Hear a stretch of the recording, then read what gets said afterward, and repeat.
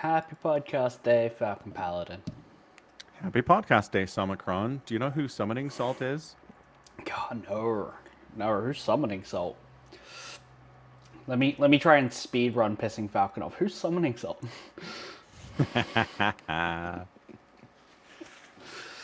But also the concept of scheduling something around a Summoning Salt drop makes no sense at all because it's not a schedule. Right, it's random, yes. I mean, I don't know that it's random. It's when he finishes the project, it's good to go, right? Well, yeah, I suppose it's consistent, but it's not scheduled, so it's Right. kind of random. Like, Yeah, yes. As far as our perspective goes, we really have no idea. Yeah. I saw him on Twitter the other day ranting about the copyright system on YouTube again. What did he say? Yeah, he basically is saying that somebody falsely claimed a song as they own it in the copyright system, which has bit me in the butt a few times. yep. Because apparently, again, to this day, YouTube's like, hey, upload something and we'll say it's yours. Like, do you have any checks? No. You to verify they own the thing? No. But we'll certainly smack people around for trying to use your very legally owned IP. Like, Right. screw off. Man. I was mad on his behalf. I was like, I hope it gets figured out. Something's off. Yeah, no. But it looks like it got fixed because he posted it. So hey. Hey, that's good. Yeah. Ridiculous. Good for him. Good for him. Right. Anywho, it's it's a beautiful 80 degrees here today. It's nice and sunny and wonderful. And It's not I heard snowing Samicron anymore? got some sun. It's not snowing there No, anymore? no snow anymore. But I don't know. It's only the 13th of May. We could get snow again. I don't know. You're kind of well into May at this point. I don't think so. Ha. I know, but we're never safe, apparently.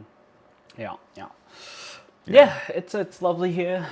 It's nice blue skies, no clouds, no rain like it has been for the last 2 weeks. I saw some posts on r/Sydney that like all of the bus stops in Sydney have like mold growing on the back of them because they've just been like so thoroughly drenched in water, and it might not be mold, it might have been like algae. It looked like algae splashed on all of these bus stops. Yeah.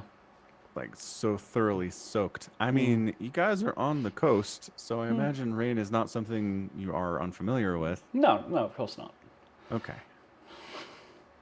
Just every once in a while you get so much rain. Right. It was a lot of rain in a relatively short period of time for it. Yeah. Right. Gotcha. Concentration matters. Yes. Indeed. Yeah, so I got some StarCraft to talk about. I want to hop into that. We do have a little bit of StarCraft. A whole group of GSL. Yeah. Yep. A group which had some moderately surprising results. A little bit, yeah. Just a teeny tiny bit of a result. Reyna going 0-4. Yeah. Like, did not win a single map. Not one. It's crazy. I mean, it's one thing to be like, yeah, you didn't win, you didn't get it out of the second group of GSL. Okay. You put up a fight, couldn't quite pull it off. Nope. Just completely dry. I mean, the 2 maps that he killed Raynor in were like, I'm just going to show up at like 7 to 10 minutes and kill you. Which, disappointing? Yeah, a little bit. Because it just seemed like he just showed up and was like, okay, I don't have enough lings or queens or roaches or whatever it is he had. Yeah. And like a couple of oracles came in and melted things. And like he lost to Gurmio, right? I'm looking here. I haven't seen these games. But would you like to take a guess at what the Aligalac prediction says for best of 3 between Raynor and Gurmio? Oh, really? Like, so like Raynor's probably favored by like 80%. it is 70 to 31, or 69 to 31. Okay. Apparently, the chances of Gumio pulling out a 2-0 over Raynor is 14%.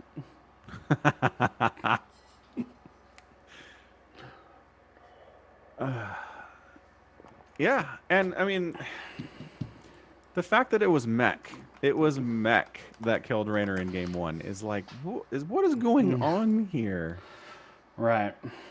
And it's not even like Gumio's trying to hide it either. He's just like straight up opening multiple factories. Blue Flame Hellions are running around. Cyclones are doing stuff. Yeah.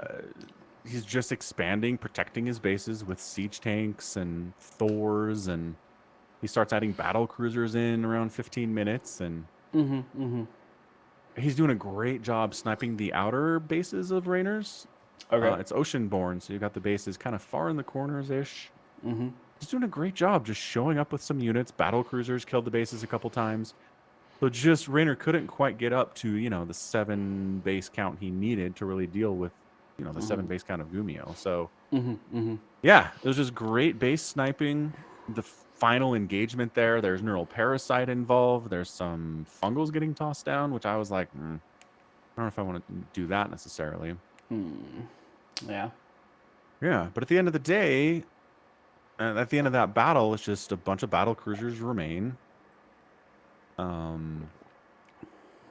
All the corruptors are gone, so they kill another couple bases. Enough corruptors do get out to deal with the battle cruisers. And then Raynor uses the rest of his money on like 8 ultras. And I was like, Ghosts. yeah. Or in this case, it was cyclones. Gumio was just like, yeah, I'll just have like 10 cyclones and kite your ultras to death. They're not fast enough. They suck. And the ultras all died, and Raynor had no money, and that was it. And I was like, it was a bit of a brain fart, I want to say. For like, seriously, you think you're going to win this game against Mech with 8 Ultralisks? Apparently not.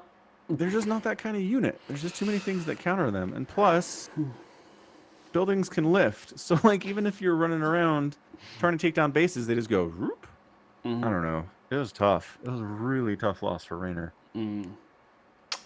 Yeah, sometimes it's the way it goes. Do you want to take a guess at the Hero Raynor prediction from Ligalac? Oh, closer. Although I don't know. Hero hasn't actually won anything Premier in a long time at this point. Hasn't he? He hasn't won his GSL Premier tournament for like 2 years now. Hasn't he done something recently? Not a Premier tournament. Protoss hasn't won a Premier tournament since he did it. He came second in GSL last season. Like it's not winning, granted, it's not first place, but it's still a very good result. Absolutely. I'm just saying. He won a DreamHack Atlanta in 2022 December. So like just over 16 months ago. Yeah. Yeah. And then before that, was it his GSLs? It was a GSL that same year, so 2022. Okay. Yeah. Okay. But okay, so Hero Raynor, it gives it to Hero 70% to Raynor's 29.5. Yo. Now I don't know if this is already updated to include the games that have just played a couple days ago, but yikes. I'd hope so. Yeah, because totally yikes. If before the games are played, they're like, nah, man, Hero's easily gonna handle this. It's like, what? Right. Yeah. Man, that's crazy. Yep. Yeah. And then the next game for Gumio, he went Battle Mech because the man's incapable of just playing straight up sometimes. He's good at it. He can go like Marine Marauder, Widowmine, all that stuff. Right. But he can also do crazy stuff. And I mean, that's what makes him so dangerous. Yeah, and then Rainer's kind of fell over there too. And it's... I don't know. It's tough. It is tough to invest that much time and money moving to Korea and then just not win a single map. Yeah, I think I saw him on Twitter being like really disappointed in himself and considering just like leaving Korea. Like cutting his what would have been a pretty brief stay, only like a month and a half, I think. But like cutting it just short entirely, and then like being like, "Yep, go practice for something else back home." Right. Which, I guess. But I mean, if you're in Korea, why not at least take the time to like, and you've already planned out a stay, right? Why not stay there and like learn against the people who just kicked your ass, right? Like, yeah, why not? Yeah. Yeah, I agree with that course of action for him too. We'll see what he does, I guess. Yeah. Very sad. Yeah. So Hero makes it out, and then Yeah. Gumihiro doesn't. We're talking about Gumihiro Right. beating Hero. No, not Hero, Reynor. He does not make it out. Right. Yeah. Strangely enough, yeah, he loses against Sue by going Marine, Marauder, Medevac, Widowmine, and Sue's just like, Hydraling Bane. Like, that's what it is these days. I don't know why we're doing anything else here. Yeah, and just shows up and just kills him. And it's like, ooh, Gumio. All right, I guess. I don't know why he didn't just try to mech Sue. That probably would have worked better. Well, here's the thing. He played against Sue first. So he was like, okay, I'll play standard this group. Like, this time GSL, I'm going to play standard. I'm not going to play mech. And then he gets his ass handed to him by Sue, playing Right. relatively standard. So he's like, fuck it. I'll just mech against Reynor. What could go wrong? And wins. What can I lose? Yeah. And then he actually versus Sue twice. Manages to take a game off in the second time. Right. But Sue and Hero getting out. Yeah, I definitely would not have predicted Sue making it out, but getting out of the group second, no less. A portent of things to come for Sue, maybe second place. He got his premier win. He did his thing. Those jokes are over. I'm sure. All right. So Group D is playing next. Solar, DRG, Nightmare, and Beyond. Right. I think we said Solar Beyond. I think we did. Yeah. Because Solar is very capable of making it to the playoff and then losing. Although he did make it through recently. So again. Yeah. Changing narratives here. Uh-huh. And then Beyond. Like, he's just been so good for the last couple of years. Yeah. It's Beyond. Yeah. Nobody trusts Nightmare, and DRG, we wouldn't be surprised to see make it out of a group stage 1 like this is, but I wouldn't trust him to go too much further in this reduced format of GSL. Right. No, I haven't really seen a DRG game where I'm like, yeah, man, DRG, let's go. It's always like, this is a little sad. It's a bummer. Yeah, I mean, it's upsetting because he's like 32, right? He's in his 30s, being like, "I'm an old man and I'm still capable, guys. I got this. I came out of retirement," and then it's like, "Okay, Grandpa, let's get you home again." God, I'll still never forget him going Swarm Host against Mech. Yeah. Last month, who was the Terran? I don't know who. It doesn't matter. Terran's going to Mech, and he's like, Swarm Host, Roach Ravager, and it's like, So Swarm Hosts were really good against Mech back in Heart of the Swarm. That was a long time ago, DRG. Yeah, I love looking at his results in Premier Tournaments on his Wikipedia page because he came back in 2020 and was playing recently, but before that he played a GSL in 2019, and then 3 GSLs in 2016, of which one he won, a Code A. Right. Well, actually, no. It says 1st to 30th. What does that mean? Wikipedia. Oh, for heave's sakes! Why do they do this? I just looked at the color and was like, yeah, that makes sense. Because it's a gold color, but no, it doesn't tell me who won this GSL. It just says that 30 people won. Sweet, thanks. How is that a result? I don't know. I really don't know. Oh, because it's Code A and the winner advances to Code S. Oh, okay. So all of those 30 players got to advance to Code S. Oh. Where did he go in the Code S? DRG, where art thou? There he is. It's not DRG, it's Dongray Yu. That's why I can't find him. He did not get out of his group with Sue, Deer, and Hero. So, I mean, fair. Yeah, but Deer came out first. Yeah. 2016 Deer. was a different time. It was. Yeah, but before that, he placed in 2015, and then before that was 2014 and prior was when he was actually playing. So he pops up once or twice a year to play, right? and then just bounces for several years, and now he's back. But like, I don't think he's had a really good result in that time. Like, the best I'm seeing is like 3rd and 4th at a GSL, which isn't bad. It's just like not enough for me to back him if we were betting. Yeah, no, absolutely not. Not enough. Not even close. We love you, DRG. You're a cool guy, but no. But no. No. Nope. Cool. All right, so we'll talk about those next week, I think. Or are you done with this week's group? Yeah. Like, anything else to say? No, not at all. Just, it's got to be rough for Gumio to be like, I took down Raynor, I made him look bad, and I didn't make it out of the group. Yeah, like, yeah. That's not something you expect to happen, you know? I look stellar against this world champion, and I'm not getting out of like group stage, you know? Yeah. Oof. Oof. Like, played one of the greatest games. Absolutely insane. I mean, I got that thing posting at some point. Right now. Right? Tomorrow. Yeah, it's posting tomorrow, so. Sure. It's a fun one. If you like battle cruisers.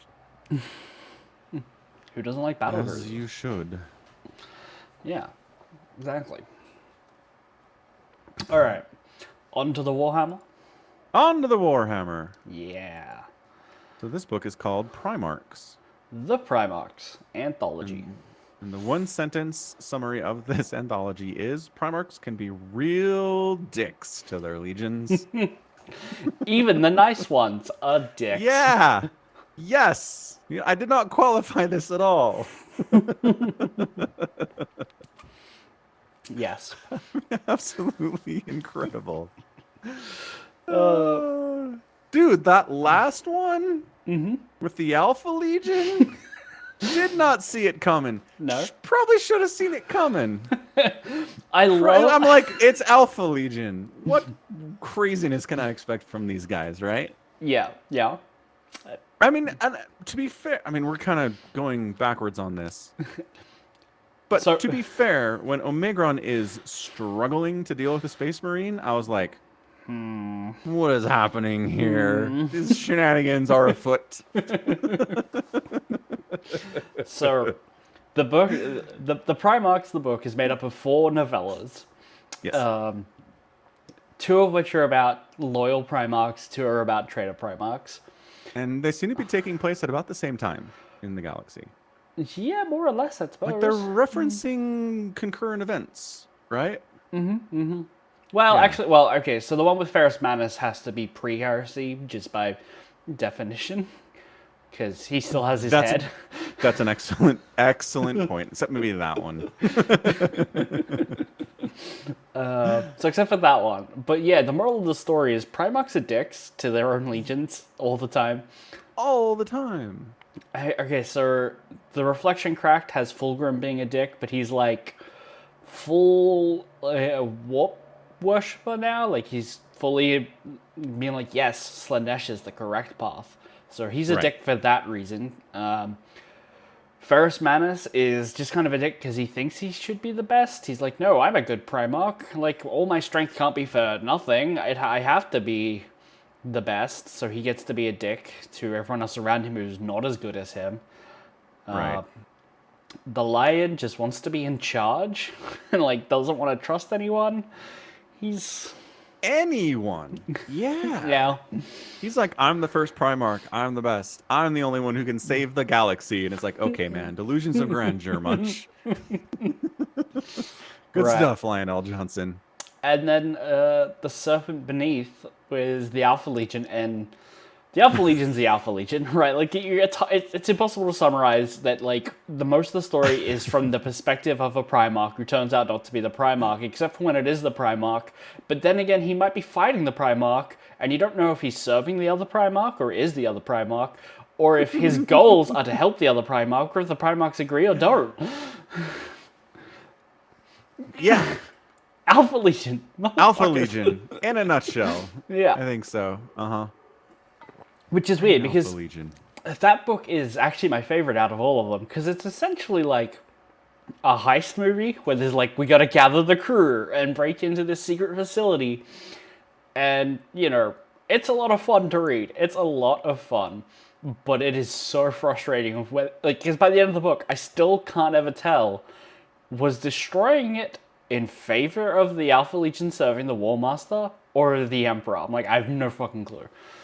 I don't think Alpha Legion knows what they're doing. No. They have not declared allegiances in any way at all in this conflict. Well, they have. They have. They're officially, the Alpha Legion serve the War Master. Like, But so, I mean, on Istvan 5, after they killed the 3 traitor legions that and Ferrus Manus and all them, there was a big kind of faux Ulanor to raise Horus up as the War Master.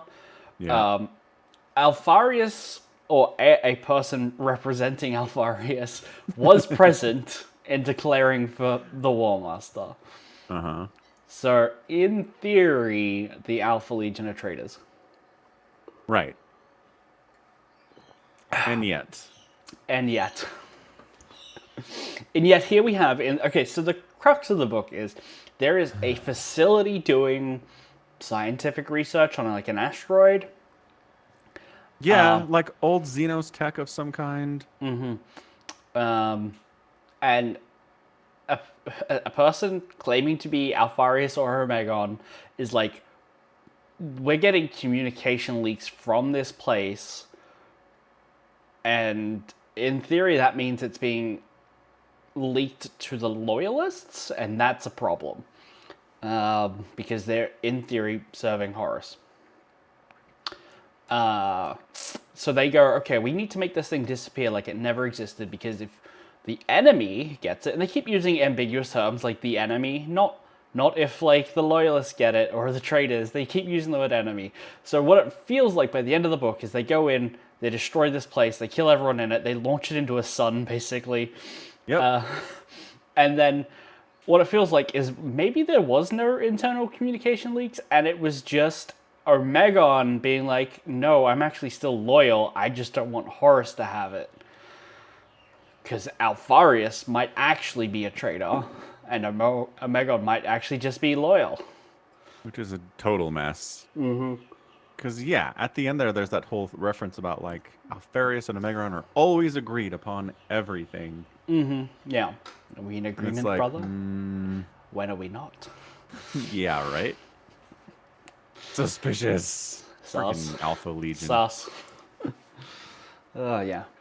So my question is, if you're planning on launching the whole station into the sun anyway, why not launch the whole station into the sun at the first place? Why did you have to go in there and clear it out level by level first? Destroy the dock, right? Make sure no one can escape. Mm-hmm. Thumbs up. Do that from, away. Well, if you do that, if once the place finds out it's under attack, because it'll probably have void shields, so it'll probably withstand the first barrage or whatever, the astropaths on station will start sending messages and being like, we're under attack, we're getting attacked by somebody. Yeah, but they had time during this plan too. No, they didn't get the astropaths until the very end of the invasion. I feel like they said they went in and they started at the bottom. I don't know how the book, the physical paper book, represents the fact that the story is cutting back and forth between the plan taking place and them planning the plan. Yes, I know. In the audiobook, there is no delineation. You just have to guess by context. Same thing in the book. Same thing in the book? Okay. Yeah. So it really felt like they were okay, we're going in via shuttle, in the foundations, and we're going up level by level. So they come in through the bottom, more or less. Which is, where the engineering stuff is and all that stuff. And then there's the jail. Right. And then it feels like the next room is where the astropaths are. Yeah, but what's the name of the guy who's pretending to be Omegon again? Brain wants to say Zook. That doesn't make any sense. Zook. Let's see. Goran Sebatos? I don't know. Ursinus Eshion? No, he's the librarian. He's the overseer. Schneed Ranko. Yeah, that guy. Yeah. So it's like, okay, someone needs to go wipe out the Astropaths, but you also need to destroy the space dock. Mm-hmm. And he's like, I'll go take out the Astropaths myself. Mm-hmm. And then he goes from there to the space dock. Yeah. So it's like the last thing that's done in tandem with destroying the space dock. Right, but like there was also nothing else happening really before that. It was infiltrate, get to the Astropaths, destroy the space dock, and then throw it into the sun. Yeah, That's the plan.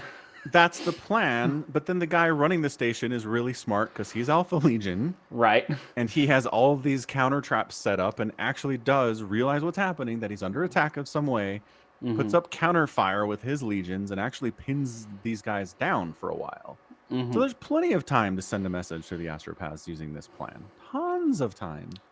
Maybe. How long does it take to send a message with an Astropath? I don't know.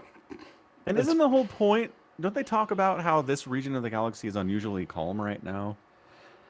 They might mention it because specifically the work that they're doing there is a kind of null calm, like a warp calming effect research. Right. The pylon array. Yeah. So I think they specifically say we can send a message way further than we could like 2 months ago, right? No, I don't remember that, but it might be. It might be a thing. Anyway, I'm just saying, I hear you. You show up trying to destroy the docks. That's going to take time. They have time to send a message that they're under attack. Sure, they which is why they infiltrate, right? Is my guess. Yeah, they hoped to do this quietly. Absolutely. 100%. That was the plan. Yeah. But then the guy that developed the station and is tasked with guarding it didn't give the entire plan to his Primarch when he asked for it, Right. because Alpha Legion. Right. Yeah. Oh, Alpha Legion. Oh, Alpha Legion. Yeah. Yeah. And then just the dawning realization at the end of that one that, like, we're not getting evac'd, are we? It's like, like No. we can go back down through the station maybe? And it's like, we've got about 5 minutes. Good luck getting back through the station before we enter the sun. And everyone's like, oh, yeah, fair. Yeah. Yeah. Yeah. And so what's the line? What does our Primarch ask of us? Everything. Yes. Yeah. Yeah, it's a good one.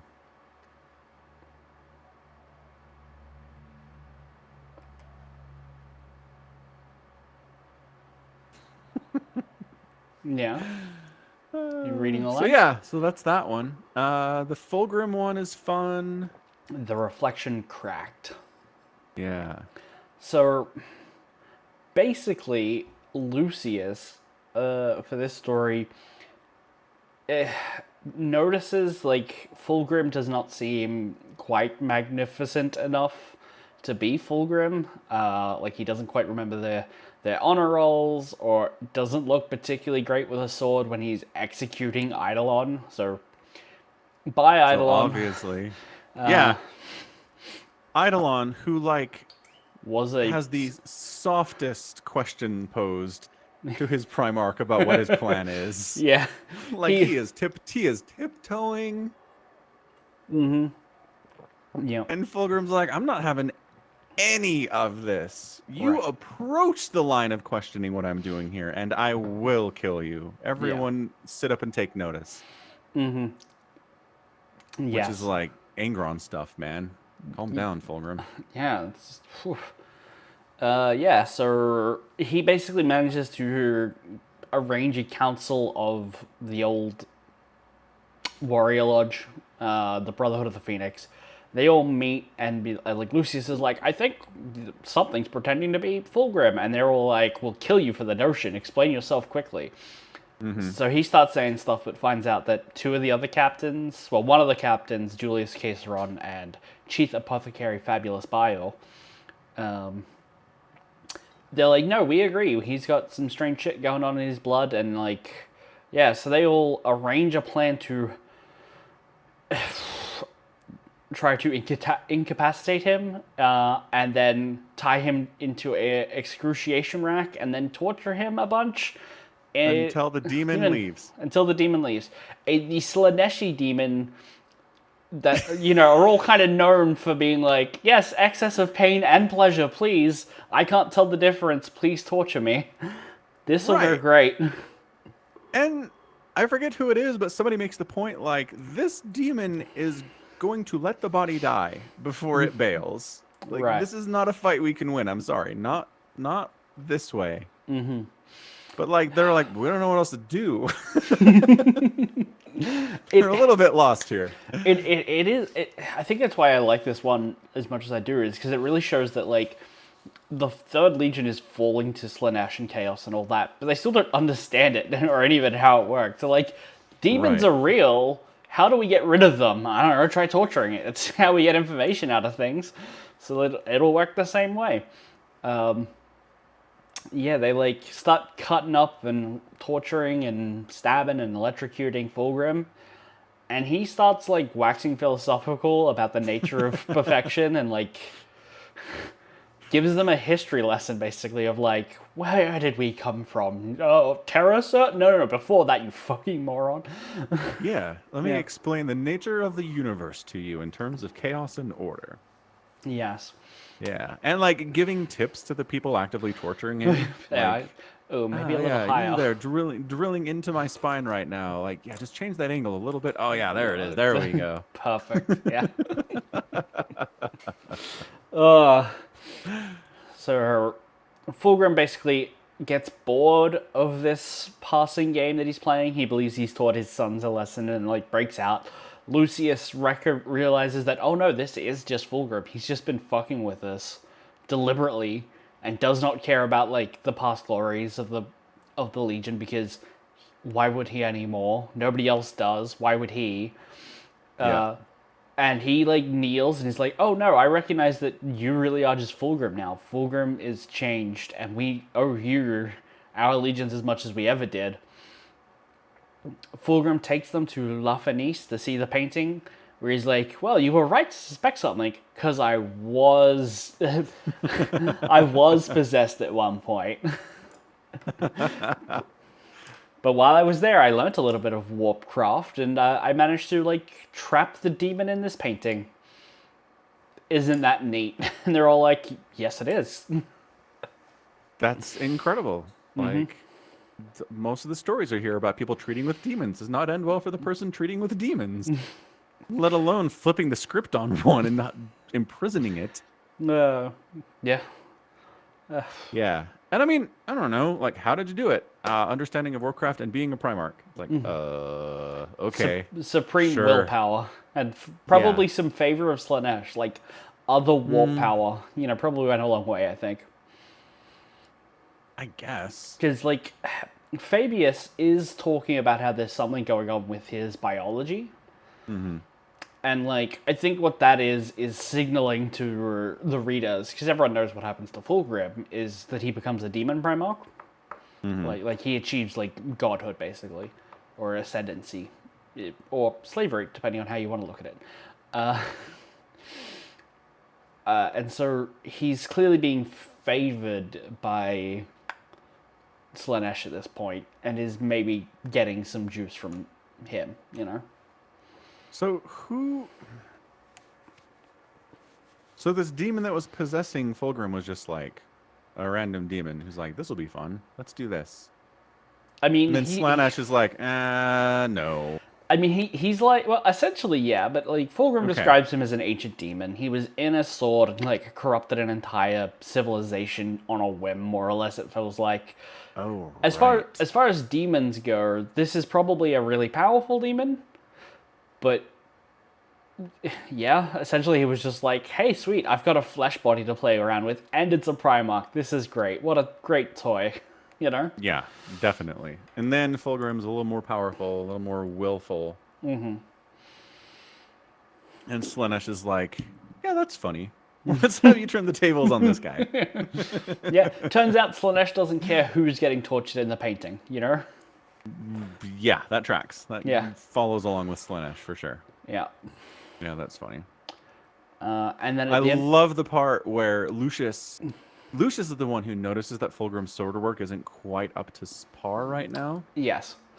And he's like, and he has this realization, it's like, I can beat him. Holy shit.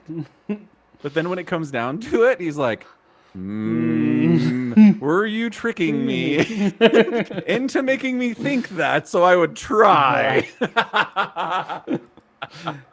Turns And out, Fulgrim's yes. like, yep. Yep, I was. I thought it would be fun. I loved that. That was great. Because, like, Lucius is an arrogant, narcissistic asshole. But he's not dumb. Like, Right.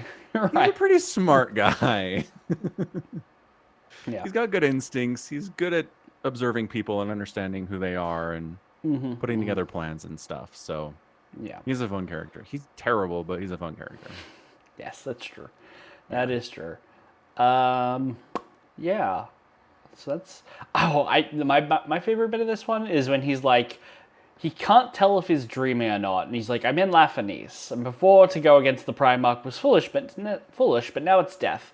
So it must be a dream, otherwise I wouldn't be in here. He wakes up and he's like, well, I'm gonna go to Lafanice. And then there's 6 of, like, Fulgrim's personal bodyguards, like, in Terminator armor, and he's like, I'm going in, and they're like, it's death to try, and he's like, you know, it would be fun to try, so you guys try and stop me. And he just takes on 6 of them and wins. Yeah, he's amazing. He's a really competent swordsman. Yeah, because that's all he cares about. That's literally all he cares about, is being the best swordsman in the galaxy. Yes. Yeah. Good old Lucius. Good old Lucius. Lucius. All right. And then what's the? Oh yeah, and then just the whole Ferrus Manus one. Feet of Iron. Comes down to, we're trying to accomplish this mission, and we're really struggling in ways that certainly imply that warp magic is afoot. Right. And Ferrus is like, no. Flesh is weak. It cannot be warcraft. Yeah. He refuses to acknowledge that this is happening, even though all of his dudes are like, no, for real, though. Right. More fuckery is going on here. Yeah. So the general setup is there's like an Eldar planet or whatever, and there are 3 Primarchs here, which means there's essentially the bulk of 3 legions. Is Mortarians, Death Guards, Salamanders, and Vulcan, and the Iron Hands and Ferrus Manus, right? And they're like, okay, there's these nodes that are like boosting whatever Eldar stuff do, right? We're all gonna split up and go and fight and like take out a node each or whatever. Take out a node. Yeah. Right. And Ferrus Manus is just like, no, I have to be first. Just keep pushing. Like, fuck the regular humans that are along with us who are struggling in the desert.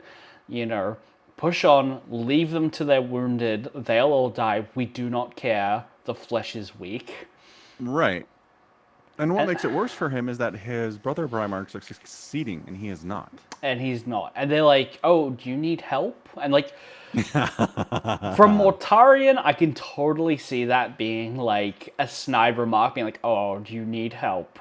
And but what you should know of Fulgrim, and like, there's some flashbacks to Ferrus meeting Fulgrim and being presented with a sword, and you know, them bonding over the ability to make shit, because they're both kind of like hammer and anvil kind of guys. Yeah. Is that not Fulgrim? Did I say Fulgrim? I want to say Vulcan. Yeah, Vulcan. Vulcan, genuinely a nice guy, right? He would be like, yeah, do you need help? Like, we can just hit this together. It's fine. Right? Yeah. Like, he's offering a genuine, like, outreach of brotherly support, and Ferrus is like, no, it's an insult to my honor. It can't be warp fuckery, and I won't accept help from lesser legions. Yeah, so he deploys himself and immediately, like, runs into a storm and is, like, captured in a warp fuckery illusion world, basically.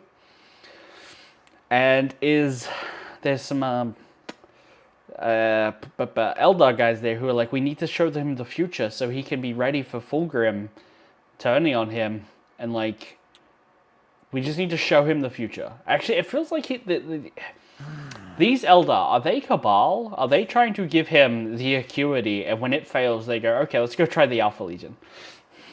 I think so. You think so? I think so. Although, I don't know. At this point, there are just different groups who can see the future in Warhammer 30K who are like, things are going to get real bad. Let's try to stop it. Right. And then fail miserably the whole time because, well, 40K came first.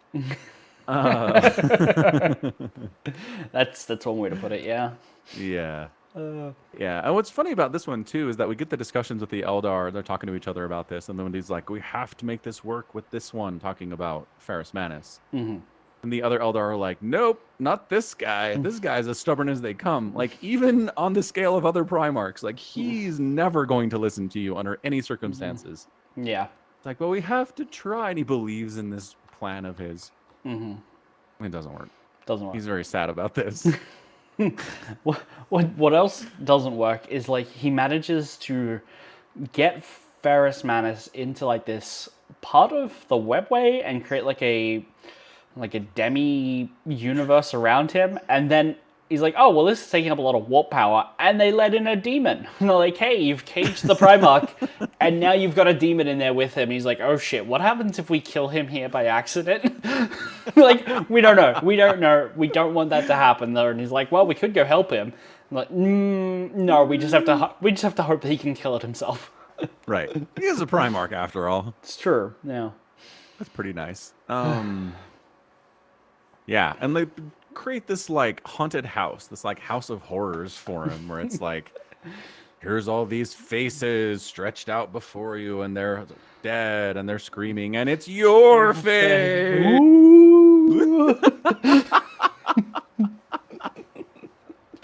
It is so House of Horrors. Funny. Yeah. It doesn't do anything to Ferrus. Ferrus Manus is like, this is stupid. Yeah, I just need to get out of here. I need to rejoin my legion, like the whole time. Mm-hmm. He literally is like, oh, okay, they're trying to show me visions of my death. He's like, I'm a warrior king. I understand I'm going to die in battle. That's not news to me, guys. It doesn't matter if it's here or on Medusa, my homeworld, it's gonna happen. Yeah, he's totally at peace with his death. Mm-hmm. Oh, it's amazing. And then he does kill the warp beast because he kicks ass. Mm-hmm, mm-hmm. He does. And yeah, they're like, look, here's the future. It's bad. And he's like, I don't care. It just fails so miserably. I don't know. Like, in a story like this, generally you'll get to a point where, like, the character kind of, sort of is leaning into the message a little bit. Right, like, they start to see, like, the potency of it, and, like, the details start to line up, and they begin to trust. And Varys is just like, fuck you, I have iron hands, I'm gonna throttle you with them. Right. There is no single step taken down that path by Ferrus Manus. Not a single one. It's amazing. It's so cool. Oh, man. Wonderful. Yeah. So the B-side story is Gabriel Santa, his first captain, being like, "We lost the Primarch. Oh no, what do we do? He might be dead." And there's like this storm, and they're like, "Oh well, I guess we'll just have to continue on with the plan of trying to find the node." And we found it. Let's go attack. And they're like, "Okay, let's go and let's just attack here. We're the Terminators. We'll take the brunt of it." And they're like, this storm is like causing our cybernetics to revolt on us. And the entire Iron Hands Legion ritualistically augment their left arm. So all of them start trying to kill themselves and each other immediately. And it totally works. Yeah. Yeah, and like that's just like the minimum of what they do. Some of these other people in here are like, my legs are augmented, my eyes are augmented because the flesh is weak. Iron is great. Right. And then they're like, okay, so we've got an enemy that can kill... take control of all of our augmetics, and they're like, what should we do? And they're like, well, I've only got one arm, I could just detach it and go in with the regular humans. And they're like, you should be punished for even thinking that. for dishonoring the creed. And they're like, well, but it would get us the job done, wouldn't it? And they're like, they're just real curmudgeon over it because he's right. And they're just like, but we're Iron Hands. We're nothing without our Iron Hands and our Primarch the Iron Hands on our ship, the Iron Hands. The flesh is weak. Yeah. Yeah. So that's good stuff, in my opinion. Good stuff. It is good stuff. Yeah. And then the human force that they managed to take in to this storm, do all, like, 90% of them get killed. There's like 1,500, and at the end of the book, there's like 300 or something left. Yeah. And because the book is wrapping up very quickly, Ferrus Manus kills the Warp Beast, manages to get out, and he's just there. He's like, oh, yep, I'm here now. And he helps the one of studies that went in, keeps him alive. And then it's just like, and then all of the regular humans were inducted as honorary Medusans and became the Chain Veil. The end. They all lived happily ever after, proving that sometimes not all flesh is weak. Very fairy tale for those guys. It is. They were brave, though. Mm-hmm. Yeah, and they're all old, too. That's the best part. Like, they've been campaigning for, an entire human lifespan. Mm-hmm.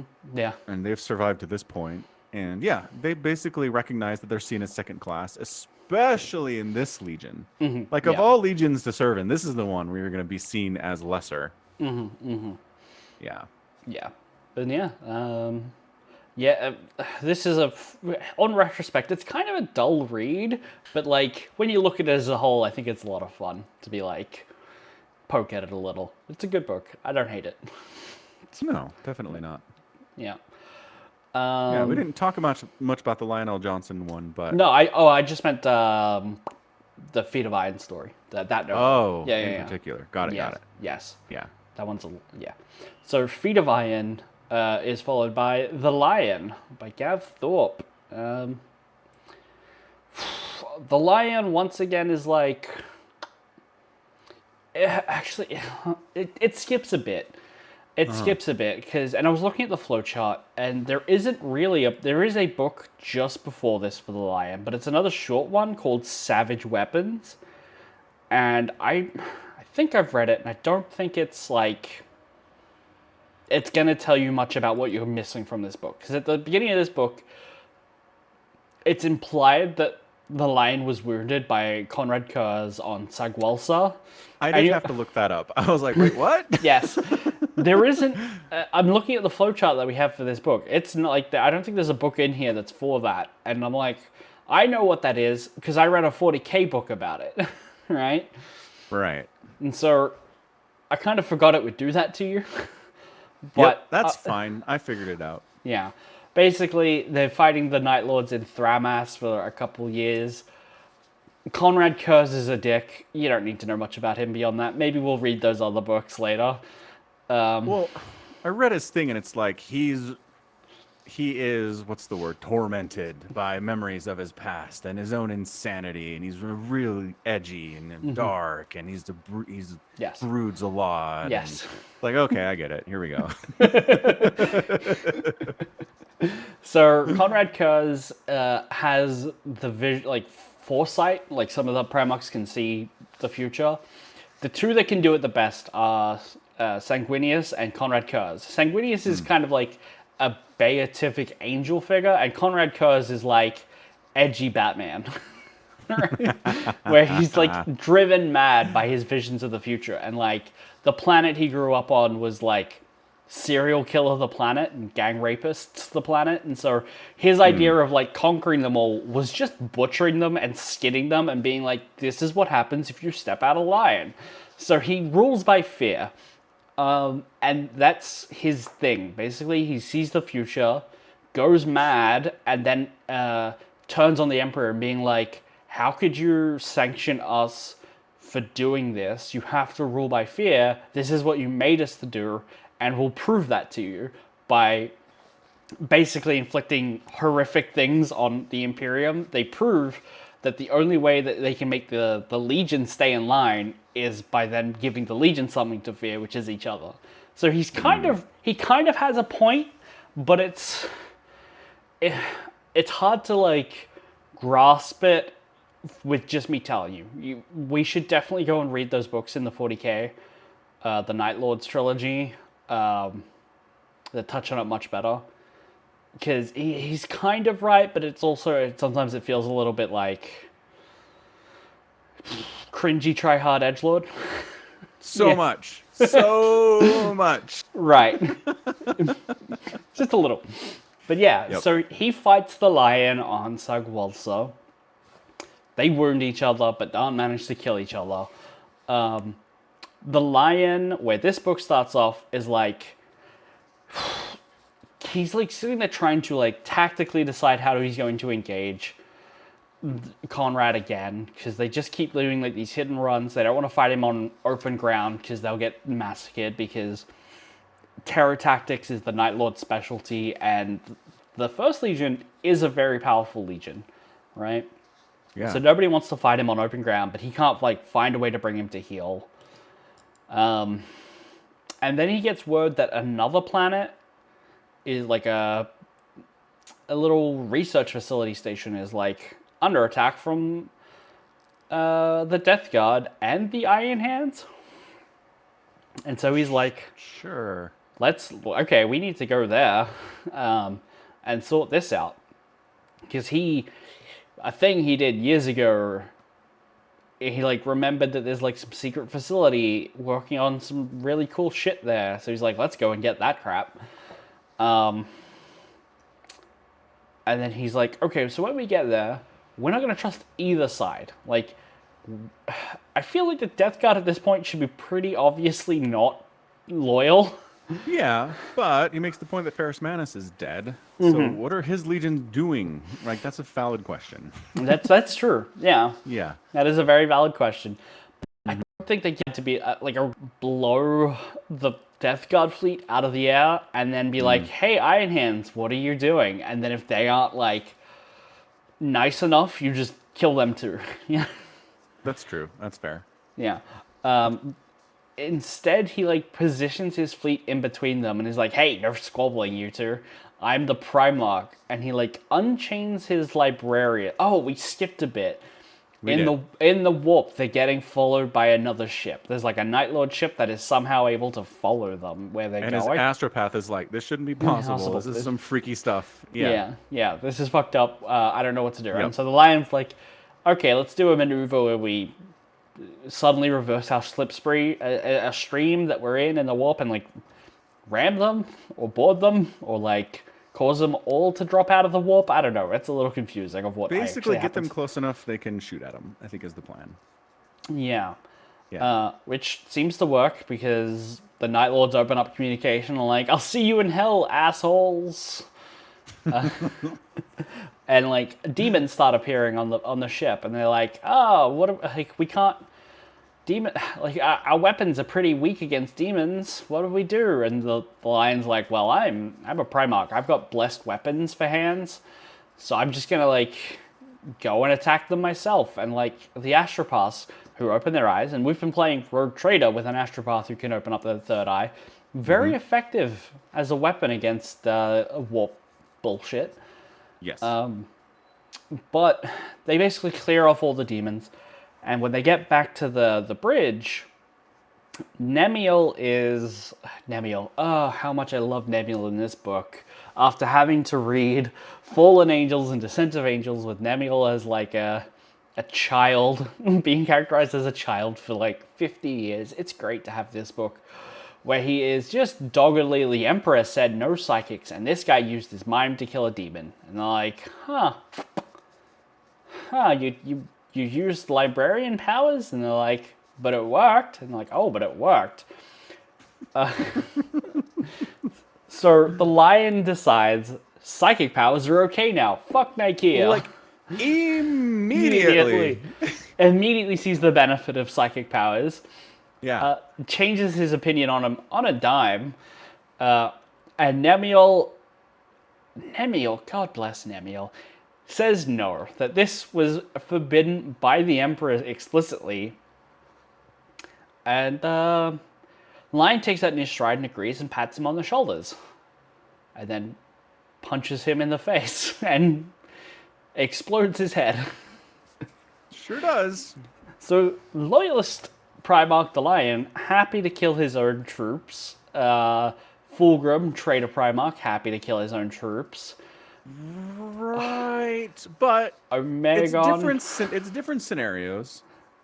One, yeah, his ship has been boarded by warp beasts that are killing everyone. It is in the middle of an emergency where his people are dying. His life is threatened by this.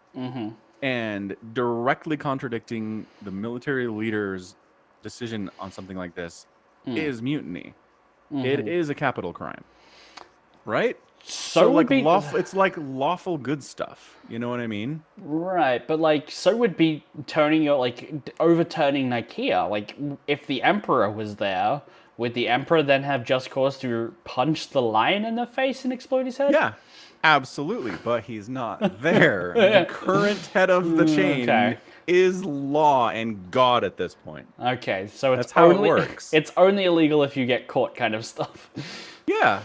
Okay. Yeah, and in the military now, yeah, the captain of a ship is the authority. And when you get back to port, if their boss is mad at them, then their boss is mad at them. But the captain makes the calls when you're out at sea. I still don't think execution was the right call for Nemiel. Yeah, okay. I mean, how many men did you want to task with putting him in the brig? You know what I mean? At that moment, where there is warp fuckery about. 5? I don't know.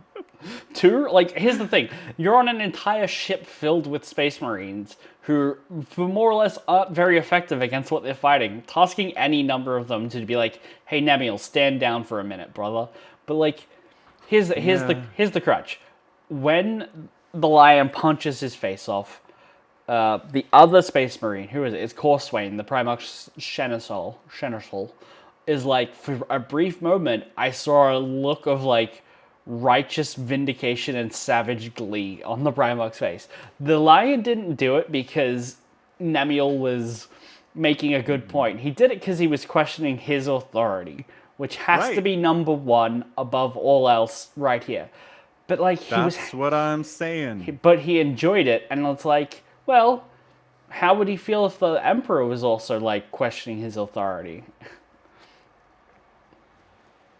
I mean, the Emperor would kill him. No. That's how this works. But would the lion, is the lion actually as loyal as he's saying? Like, if the Emperor was like, no, lion, I disagree, would the lion lie down and take his beating? Or would he be like, maybe not, Emperor. Maybe that Horus guy's got a great idea. Yeah, I mean, that's the question, right? Because that's the difference. Because, again, at sea, a captain's law is the law. His word is law. But it's a different thing. You get back to shore, you know, the admiral says, you know, we're going to punish you for this. And what's the response? Is it, fuck you, like, I'm the law here? Or is it, yeah, like, I understand that and I will take my punishment properly? It's a different mentality for sure. I mean, all I'm going to say is, there's a little bit of a spoiler for Horus Heresy, is for some reason the lion doesn't quite make it to Terra for the siege. Right. Like, he stays out in sea for a little bit longer than you would think. Just in time for the Admiral to be in Chad. Sure, but like, you think he heard about what happened with Magnus, and he was like, let's not go to where the Emperor is right now. Yeah, I don't know. He's still just he seems outwardly loyal. Like, he's like, no, none but the Emperor can gainsay my decisions. And then, I don't know, he kind of just like, he's like, nah, I don't need to help actually stop Horus all that much. You know, he's letting traitors leave by the end of this book. He's just like, look, I gave you guys word, the Death Guard, that you guys can just take off, so go on, see ya. Yeah? Yeah. I mean, they try to double cross. That's a lawful good thing to do. It is. You give your word to your enemies, you let them depart in peace, you let them depart in peace. Yeah, there's just... Typhus is such a dick. Kill him now. He is. You could have killed him now and saved like 90 books and 40k of him being a piece of shit. That's a very good point. Very excellent point. Yeah. Yeah. It's a good question. It So, is. the actual like meat of the book is kind of the secret facility where he's like, Iron Hands and Death Guard, stand down, and while I go in and look at this secret facility, where there's a human child being hooked up to a computer so it can talk to us. It's very clearly heretical xenotech, and he's like, "Hey, what does it call it? The Kabanda? What's the machine called? Tacholka. The Tacholka device is like there's the tech priest who's there, and he's like, "Hey, Tacholka, show the lion what you can do." And he's like, "With pleasure," and like snaps his fingers, and the lion, Tacholka, and this tech priest are suddenly on the bridge of his ship, and like, "Oh, okay, so it's like teleportation stuff." And then the lion realized not only that they're in warp, they managed to teleport them to the ship, and the ship into the warp, like a near planet warp translation, instantaneous, and like normally there's a whole bunch of rules that like if you do it too close to the sun or a planet, you could like tear your ship in half or other ships in half, and like so you have to get to what's called like the Mandible point, which is like the exit circumference of the solar system. It's like this is where you have to go to leave. It's the safe distance. So the lion immediately sees the benefit that this could be, and is like, "All right, please return us to real space." And in the audiobook, realizing that this is like a tiny little kid that's like talking, he says the scariest fucking thing in that moment, which is, "What do you want me to do with the rest of your fleet?" Right. That's a great line. Yeah, and when you realize that this guy, this machine, this thing, lifted the entire Dark Angel's fleet into the warp instantaneously. Pretty strong. Pretty strong, yeah. Yeah. Pretty... Whatever it is. Whatever it is, yeah, and whether or not it Yeah. can be trusted or not. Which, Right. Well, and then you get the whole part where Typhon's like, "Okay, I'm trying to talking to, I guess, through the servitor anyway. Like, we got to get you out of here. Like, the lion's going to destroy you." And he's like, "No, he No. wants me like everyone else does. It's cool. I've been waiting for him to come back. This will be fine." And he's like, no, we gotta get you. And he's like, "No, you need to leave. Here, let me help you." And he just like zaps Typhus back to his ship. Ugh. Yeah, so that's a thing. That's a thing. So, like, Lionel Johnson's got his own plans, and he thinks he knows what he's doing, but there's something else going on. Yeah, so his like internal monologue, or that he's like talking to like a watcher in the dark or something at the end of his ship, and he's like, he makes reference to like what Gulliman's doing over in his section, which is Imperium Secundus, which is basically at the start of the book, the navigators were like, "We can't find the Astronomicon. We cannot see the Emperor's beacon. We cannot know if Terra's here." And there's like some division, and some people think that like the Emperor might be dead, right, already. So that's kind of why the lion isn't like rushing to his aid. One, they don't know where Terra is because they can't see its beacon. Two, the Emperor might be dead. Right, so that's concerning. Yeah, which, you know, if you're gonna overthrow Nicaea's, the Edict of Nicaea, thinking the Emperor's dead is a good reason, I think. So Gulliman is trying to do Imperium Secundus, where he's like, "Okay, look, we just need to hold on to what we've got. The Emperor might be dead. We can't get to him. We just need to try and fortify and maintain as much of what's left of the Imperium as we can. And, like, try to continue his dream." And so there's 3 Primarchs involved. The Lion, Gulliman, and Sanguinius. Gulliman, like, installs himself as, like, the Lord Administratum, because he's, like, great at plans and documents and logistics. He makes the Lion the Lord Protector, the leader of Imperium Secundus armies. And then Sanguinius as, what's it called? It's like the Regent or the Emperor, the heir to the Emperor, and basically installs Sanguinius as like the new Emperor. And so that's what the lion is like. No one will have the emperor. Like, no one is entitled to that position. No one. It's the emperor or nothing.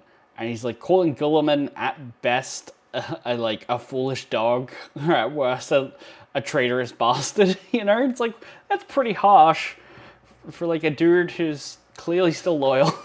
You know.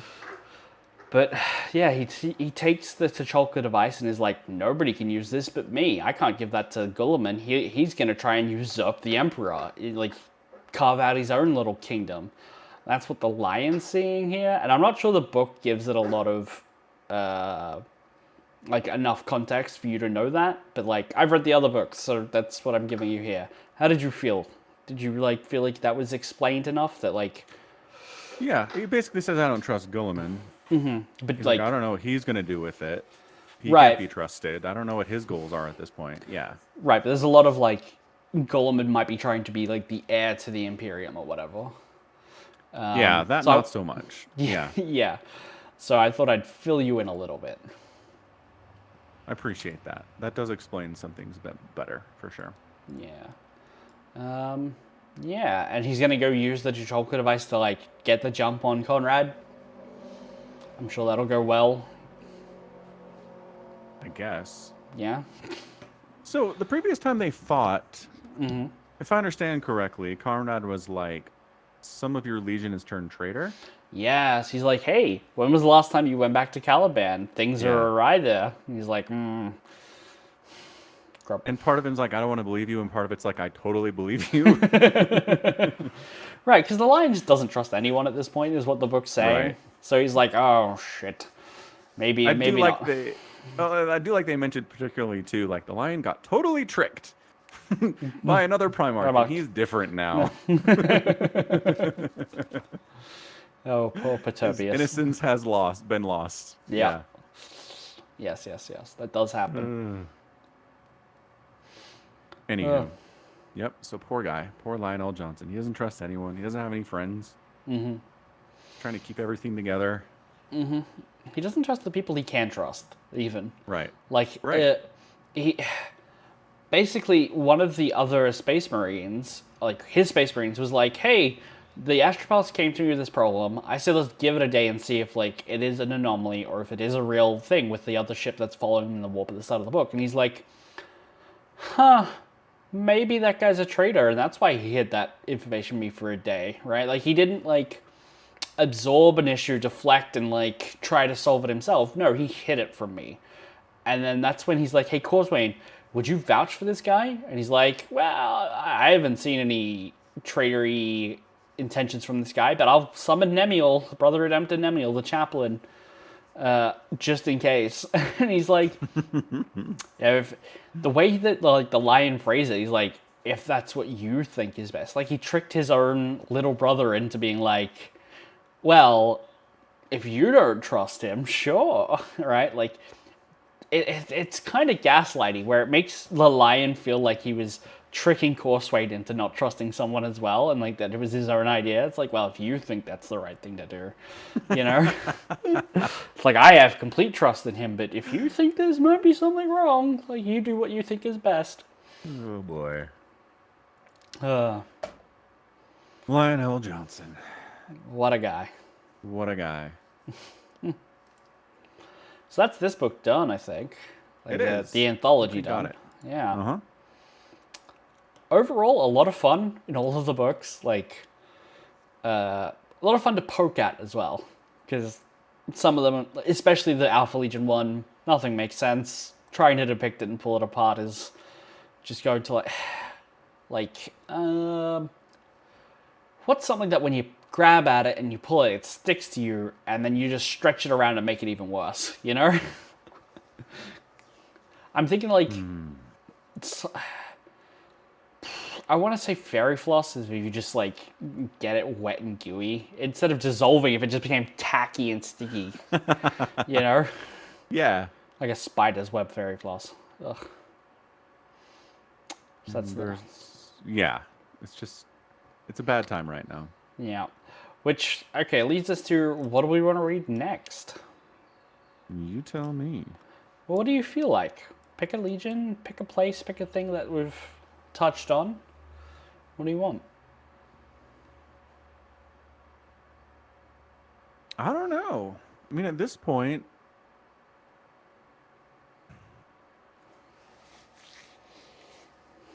I guess I'm curious to see what happens with Zahariel and Caliban and Demon at the center of their planet. Sure. So I think the next book for that is called Angels of Caliban, which means we only have to read Pharos before that, and Unremembered Empire before that, and before that Vulcan Lives, and before that the Mark of Calth, and before that Betrayal. Aww. Okay. According to the further down the list than I thought. I mean, yeah, a little bit. So, I mean, we can start working on that if... So we've read No Fear, which is the Ultramarines book, and the Word Bearers. Yes. The next one after that is Betrayal. Okay. So we can look at Betrayal, and that'll work us towards it. Again, I'm going to complain about these insanely generic titles for these books. You will, yes. Okay, that's all. Who's the author? ABD, I want to say? Yeah. Aaron Dembski Bowden. You should just search for the number. Just call it Horus Heresy Book 24. Just look for that instead. Okay. Book 24. My library app doesn't know what that is. Okay. Betrayer by Aaron Dembski Bowden. Yeah. I'm not finding anything for Betrayer. That is Warhammering. It's not That's good. weird, because usually it's like, we know what you're talking about. Right. We don't have it. This is just like, here's 2,000 results with the word Betrayer in the title. Actually, it's giving me results for Betrayal. That's not what I want. Now we do Search for exact Betrayer. Stupid search thing. Are you spelling Betrayer right as well? Yeah. Betrayer. Good enough.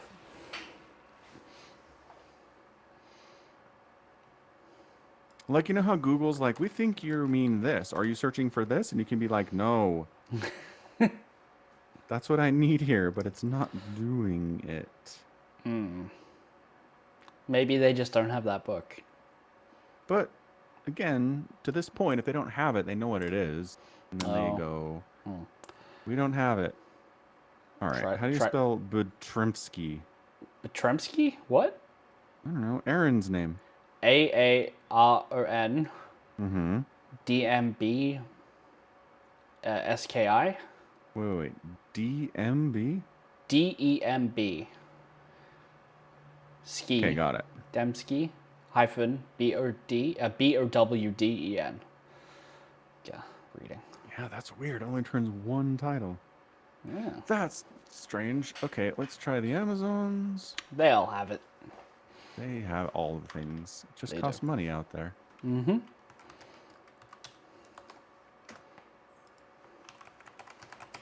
Another $10 book. Paperback is $22. Good heavens. Yeah. Oh, $22 for the paperback. Excuse me, $623. Wait, what? For me, it says paperback is $623. That's insane. Hardcover's $109. Wild. Wild. I think that's like a new copy, and maybe it's out of print, because it's like, you can also get it for $67. I'm like, that's still a lot for a book. Definitely. No, that's crazy. Not cool. Not cool. Not cool. All right. Got it. Betrayer. Betrayer. Dramatis Personae. Warmaster. Horus. Don't spoil it for yourself. I'm not supposed to read the Dramatis Personae? I always do. But that's half the time I'm like, who's this person? Fair, but that is like who's in the book. Sure. You don't want to. What a lineup! Lorgar 2? Seen Lorgar in a while. What if it was a plot twist? You don't know. Well, then why do they put the names at the front? Oh, it's in the front of the book. I thought you were on like the wiki. Yeah. No, the first thing it opens up to is Dramatis Personae. Oh, okay. See, I don't get that in the audiobook. It tries to spoil me before you even start reading the book. Yeah. Jerks. Yeah. Yeah. God. All right, good.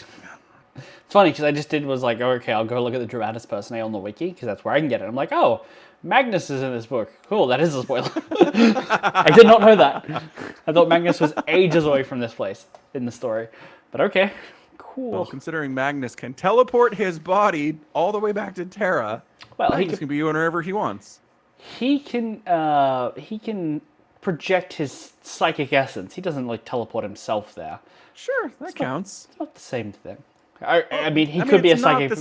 He could just be a psychic projection in this book. There we go. See, that's all I'm saying. Yeah. You can be part of the story and be a psychic projection. It's true. Yeah. Yeah. The Dramatis Personae should only be people who turn up there physically. That's the ruling I want. Only physically being there counts, in my opinion. Okay, so they should have that rule then. All right. All right, good stuff. Time to go. We're Good over. stuff. Wrap it up. Yep. Put a bow on it. Yep. Cool. All right, good. So that's going to be it from us. This has been Falcon Paladin Summacron with another edition of StarCraft 2 and Warhammer. Mm-hmm. Out at the Falcon Paladin Hour, streamed live at twitch.tv/Summacron. VODs show up at youtube.com/@Summacron as well. So if you are a YouTube person, then you're watching it there. You can support the podcast at patreon.com/Summacron, as well as by buying merch at falconpaladin.store. Please do. If you're trying to buy something with a prepaid card, you might run into some weird issues with your provider. Just be aware of that. You might, yeah. That's the only... So, context for that is we had someone try to place an order and be like, my card's getting declined. And the only thing I could find was that the bank was declining it and it was a prepaid card. So, it might be that guy. It might be all prepaid cards. Who knows? Who knows? Who knows? But yeah. But contact us if you have trouble. We can help you. All right. Yeah, we'll help. All right. Do our best. Okay, so again, until next week, stay safe and healthy, and above all,